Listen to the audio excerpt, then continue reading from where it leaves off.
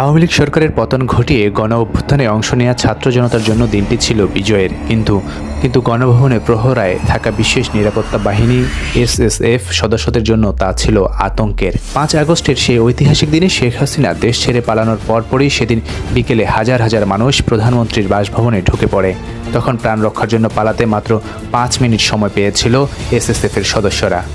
গণভবনের বিভিন্ন ধরনের টেকটিক্যাল গিয়ার বা অস্ত্র, গোলাবারুদ, সাজ সরঞ্জাম, বেতার যোগাযোগ ও অপারেশনাল সরঞ্জামাদি মজুদ ছিল এসএসএফের। কিন্তু হাতে সময় একদমই না থাকায় এসব ফেলে শুধু নিজেদের সঙ্গে থাকা ছোট আগ্নেয়াস্ত্র নিয়ে বিভিন্নভাবে গণভবন থেকে সংসদ ভবনে গিয়ে প্রাণ রক্ষার চেষ্টা করেন তারা।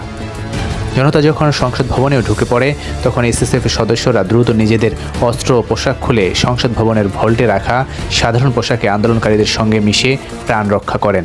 পরবর্তীতে পরিদর্শন করে গণভবন ও